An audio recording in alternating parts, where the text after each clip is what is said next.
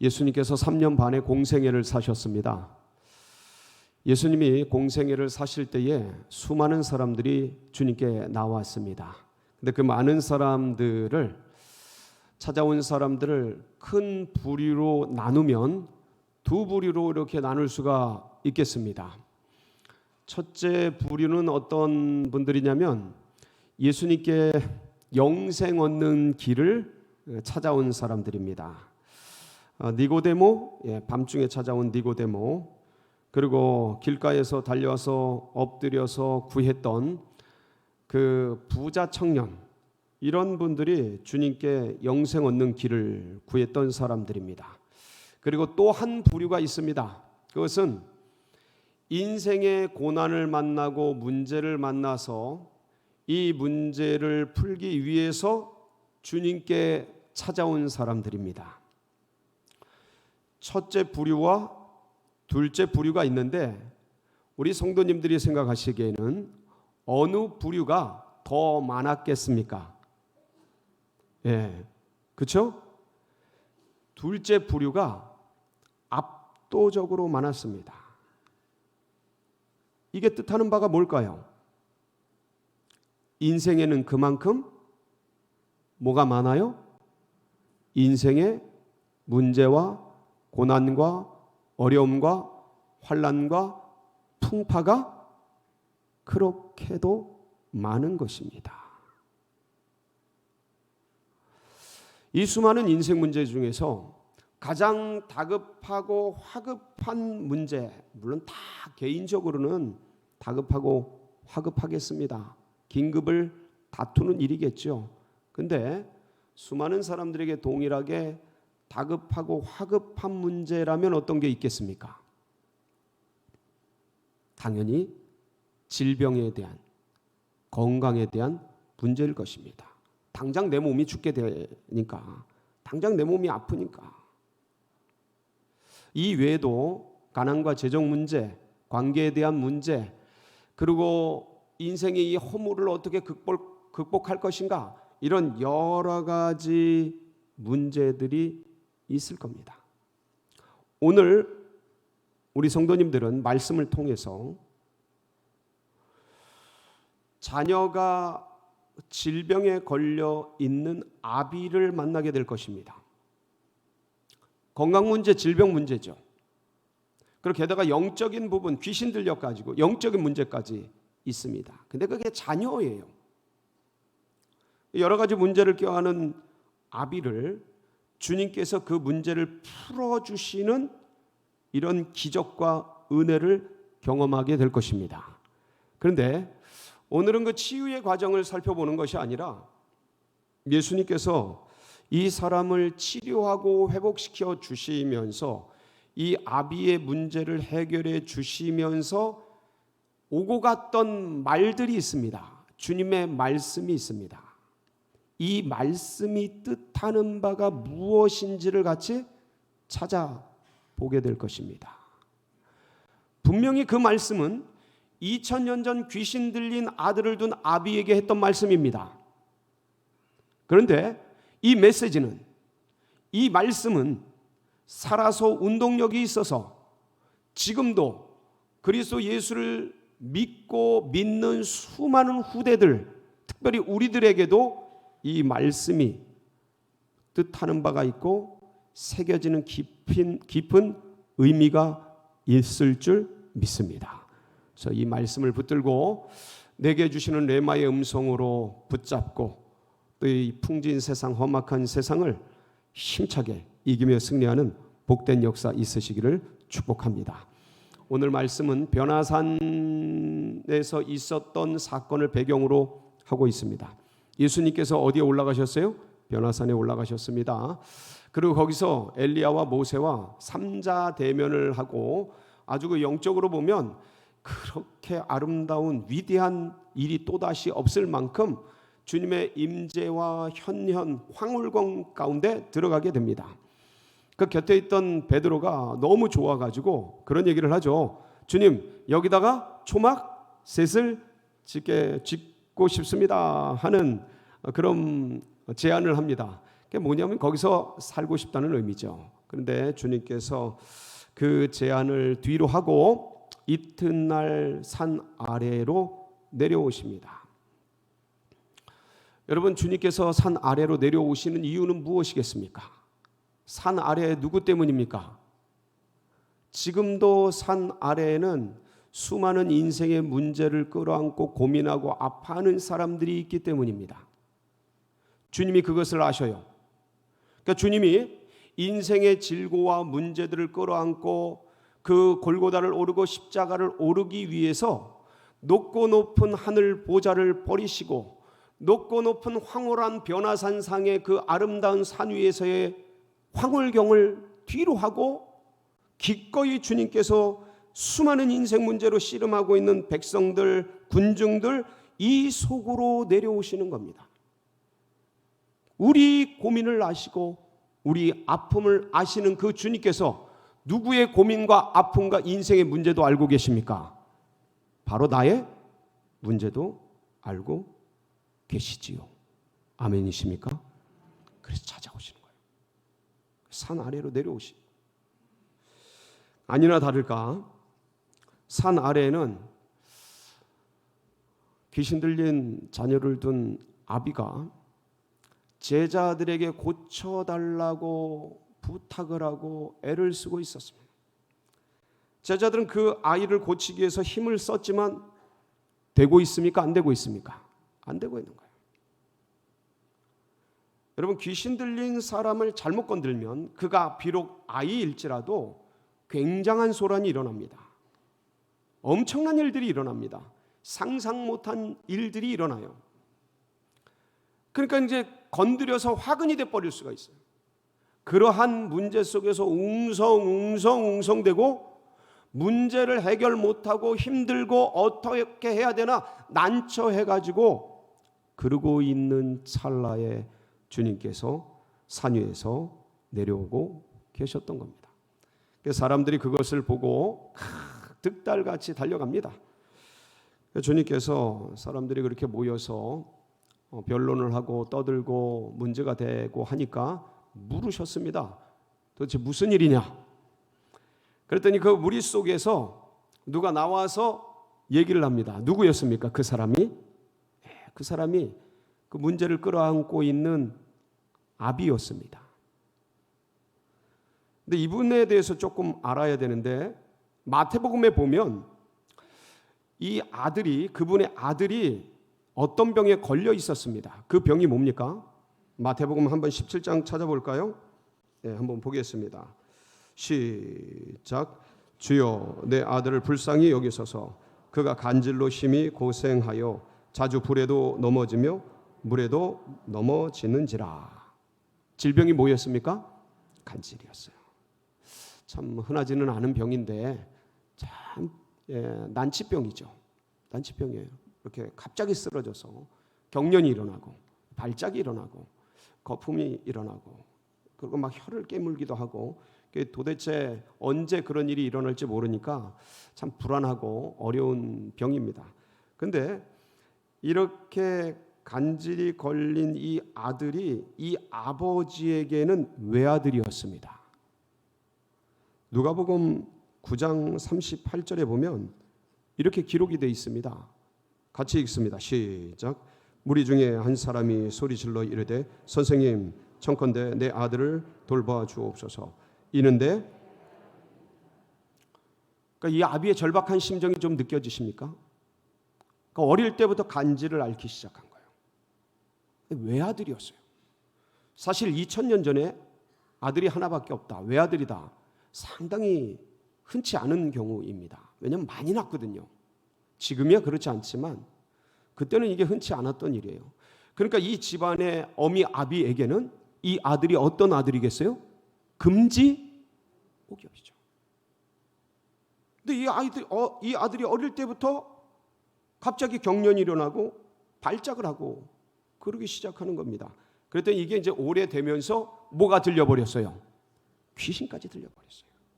그러니까 물에도 끌고 들어가고 불 속에도 아픈지 모르고 뛰어들고 막 그러면서 아이를 죽여버리려고 별별 일들이 많이 있었던 겁니다. 그러니까 이 아버지와 어미는 이 아들을 지키기 위해서 아마 진짜 엄청난 에너지를 썼을 겁니다.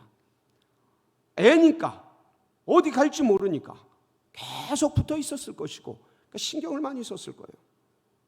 이런 애가 내 아들, 내 자녀라고 생각해 보십시오.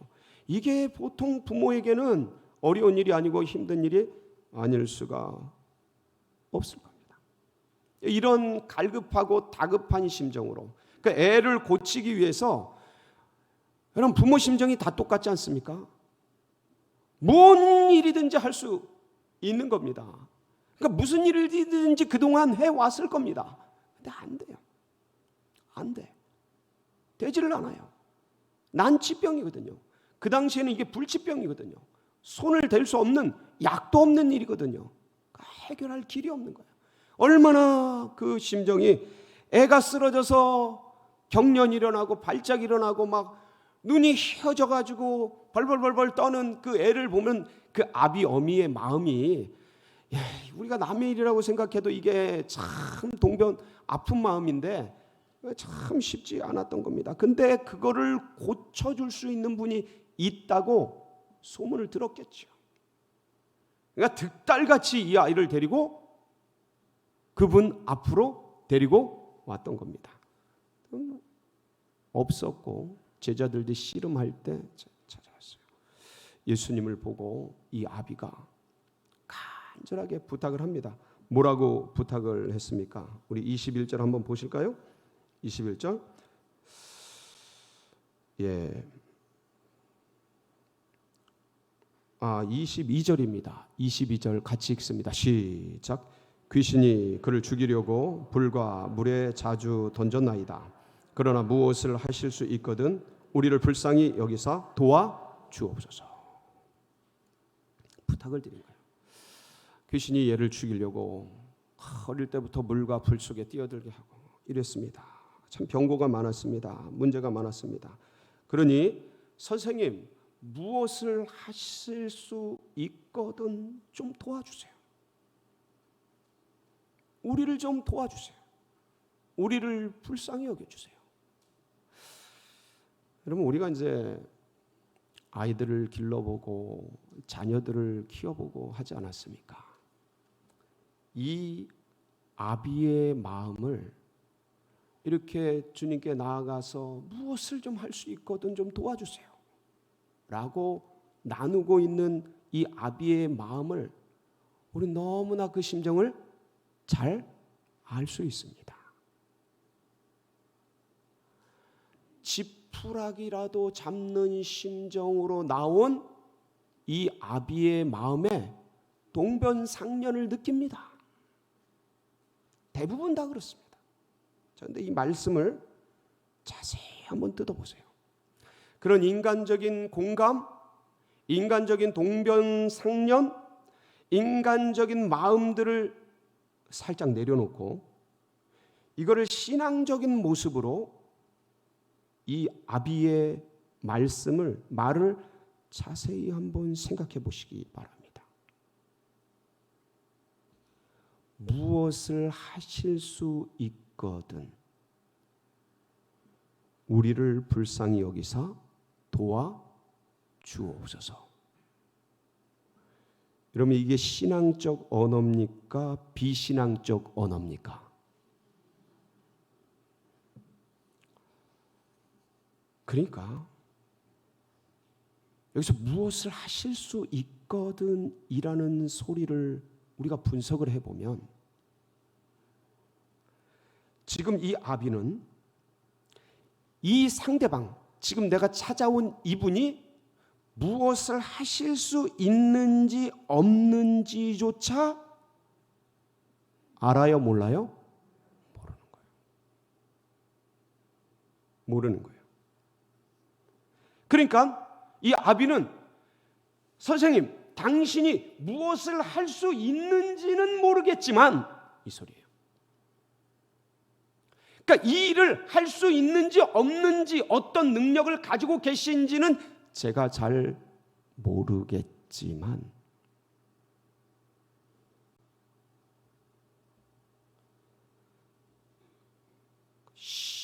그러니까 그분에 대한 믿음, 신뢰 자체가 없는 거예요.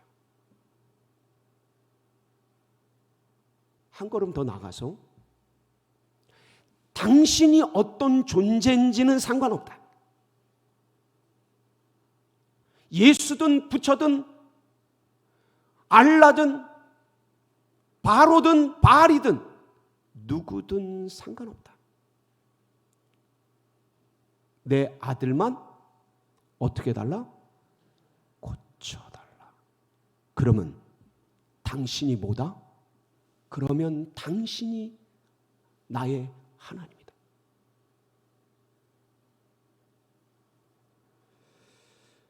그러니까 아이를 고치는 대상, 그게 누군지는 중요치 않다. 내 아들, 내 아이만 고쳐주면 그게 나의 신이라, 나의 절대자라는 것이지요. 거기까지 넘어가는 거예요, 이게. 그러니까 예수께서 이 아들을 고쳐주실 수 있는 유일한 분이라고 믿는 게 아니에요. 내 아들을 고쳐주는 그가 유일하신 분이라는 거예요. 이게 비슷한 것 같은데 엄청난 차이입니다. 어쩌면 기독교 안에도요, 이런 신앙들이 상당히 많이 있을 수 있습니다. 내 문제를 해결해 주는 그분, 어떤 신이든 상관없다. 세상에 신이 많은 거지. 나에게 평안을 주고 나에게 위로를 주고 나의 문제를 해결해 주는 그분이 어떤 신이든 상관없다. 내 문제를 해결해 주기만 하면 그분이 나의 하나님이다 라고 이렇게 다 열어놓고 다 풀어놓고 그렇게 신앙하는 분들도 어떤 면에서는 상당수 계실 수 있습니다. 굳이 그게 예수가 아니어도 되는 거예요. 그게 부처여도 무슨 상관이에요. 내 문제 해결해 준다는데. 예? 그게 알라면 어떻습니까? 라고 지금 이 귀신 들린 아이들을 둔 아비는 그렇게 생각하고 있는 거예요. 무엇을 좀 할 수 있거든. 무슨 일이든 좀 할 수 있는지 없는지 내가 모르겠지만, 상대가 당신이 누군지는 내가 모르겠지만 내 문제만 해결해 주면 당신이 나의 하나님이야. 그래서 사람들은요, 자신의 문제를 해결하는 수많은 신들을 만들어냈습니다. 그렇게. 그래서 이 세상에는 3억 3천만 개의 신이 존재하고 있습니다. 어마어마한 신들이 존재하고 있습니다. 그러니까 인간은 진정한 창조주를 어떻게 만들었어요? 진정한 절대자를 상대화시켜버리고, 절대자가 계시는데 그것을 3억 3천만 개 우상화시켜버리고, 유일한 분이 계시는데, only one이 계시는데 one of them, 수많은 것 중에 예수님도 하나로 취급해버리는 거예요. 뭔가 할 수 있다면 당신이 내 아들을 좀 해결해 주십시오 라는 그 마음. 주님이 이제 그 말씀을 들으시고 이거는 용납이 안 되죠. 뭐라 그러셔요? 같이 한번 보실까요? 23절 시작. 예수께서 이르시되 할 수 있거든이 무슨 말이냐? 믿는 자에게는 능히 하지 못할 일이 없느니라 하시니. 할 수 있거든이 무슨 말이냐? 당신이 누구든 상관없으니까 내 아들만 고쳐주시오. 내 앞에 있는 신이 어떤 신이든 나는 상관 안 하니까 내 아들만 고쳐주면 그가 참신이다 라고 말하는 게 할 수 있거든요. 그게 무슨 말이냐? 그런 식으로는 절대로 인생의 근본적인 문제가 해결될 수 없다. 인생 문제는 진짜 인생의 문제는 뭐로 해결되냐면 진정한 믿음으로 해결된다. 할 수 있거든이 무슨 말이냐? 믿는 자에게는 능치 못할 일이 없느니라. 뭐가 되라는 거예요? 믿는 자가 되라는 겁니다. 믿는 자, 믿음을 정립해라. 확실한 믿음을 세워라. 예수 그리스도에 대한 절대적 믿음, 그거를 세우거라. 그래야 이 사건이 아니라 수많은 인생의 문제들이 닥쳐올 때 수많은 우상을 찾아가지 아니하고 한 분 하나님만 섬기면서 살아갈 수 있다라는 말씀이 포함되어 있는 것이지요. 그리고 지금 이런 인생의 문제, 수많은 고난과 아픔, 그리고 죽음, 죄, 사망, 권세들이 찾아올 텐데 그러한 믿음으로는, 그러한 자세로는, 그러한 신앙으로는 절대 이게 해결될 수 없으니 예수 그리스도에 대한 절대적 믿음, 유일한 믿음, 확고한 믿음을 바로 세우거라 라는 말씀이에요. 유일신앙을 가지라는 것이죠. 자, 여러분, 그런데 이게 쉽습니까? 이게 쉬워요?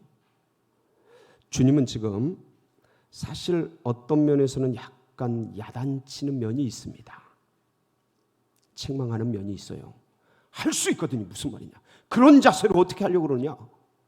믿는 자에게는 능치 못할 일이 없으니 믿음을 바로 세워라 하는 그 말씀의 밑바닥에 분명히 그런 이미지가 있습니다. 없는 게 아니에요.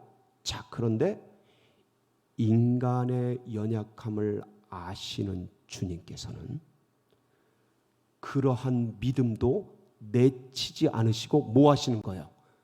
받으셔서 어디로 끌고 가시는 거예요? 유일 신앙으로 끌어주시는 거예요. 북돋아 주시는 거예요. 버리고 내치고 그러지 않으시고 그걸 받으셔서 끌어서 절대신앙으로, 유일신앙으로, 창조주 하나님만, 나를 위해 죽으시고 부활하신 그리스도 예수만 섬기는 믿음으로 나아가도록 이끌어 주시고 인도해 주시는 분이라는 것이지요. 이 주님의 도우심으로 우리는 어디까지 왔습니까? 여기까지 왔습니다. 아멘이시죠? 이 귀신 들린 아이를 둔 아비의 믿음이나 우리가 처음 주님을 믿을 때 생각을 해보세요. 어떻게 신앙이 시작됐나? 우리가 그때부터 예수님을 절대자로 알고 예수님을 유일한 분으로 알고 그렇게 신앙이 시작됐나요? 에이, 왜 그러세요? 우리가 서로 아는데. 여러분, 교회에서 먹을 거 준다 그래서 오신 분 엄지 발가락 들어보세요. 웃으신 분들 가능성이 굉장히 높으십니다. 교회에 예쁜 처자 있다, 멋진 남자 있다, 그래서 오신 분 새끼 발가락 들어보세요. 주님이 다 하셔요. 그거를 뭐라 하지 않으셔요. 그걸 다 받으셔서 믿음을 일으켜 주시고 믿음을 북돋아 주시고 믿음을 키워 주시고 믿음을 세워 주셔서 뭔가 좀 할 수 있거든, 이 문제 해결해 주세요 이러면서 붙들고 조금씩 오던 그 믿음, 연약한 믿음, 그냥 그분이 이걸 할 수도 있을 거야 라는 가능성의 그 믿음을 예수 그리스도만이 생명의 주시다. 예수 그리스도만이 나의 하나님이요 나의 주이십니다. 예수님만이 모든 인생의 문제를 해결할 유일자이십니다. 라는 신앙과 믿음으로 우리를 여기까지 키워내시지 않았습니까? 하나님의 은혜. 하나님의 은혜. 사랑하는 성도 여러분, 논리적으로 따지면요, 제가 논리적으로 따지겠습니다. 신이 전지전능하다면 그 신은 이게 몇 명이라 그래야 돼? 몇 개라 그래야 돼요? 몇이어야 합니까? 전지전능한 분이 신이라면 그 신은 몇이어야 합니까? 하나면 됩니다. 전지전능하시니까 둘이 될 필요가 없죠. 하나면 되는 거예요. 그 하나이신 전지전능하신 신이 뭔가를 만들었지 않습니까? 지금 이게 존재하잖아요. 존재하는 걸 만들었어요. 창조주여야 해요. 창조주. 근데 만든 것 중에 인간이 있네요. 인격을 만들었네요. 없는 걸 만들 수는 없지 않습니까? 그 창조주는 어떤 신이어야 합니까? 인격신이어야 합니다. 아주 자연스러워요. 예? 유일신인 그분은 창조주여야 하고 창조주이신 그분은 인격신이어야 합니다. 그 인격신인 그분은 인생의 수많은 문제들을 앓을 때 문제를 풀어주고 구해주는 구세주여야 합니다. 자, 유일신이요, 창조주요, 인격신이요, 구세주이신 나를 위해 십자가를 지시고 돌아가신 그분이 누구십니까?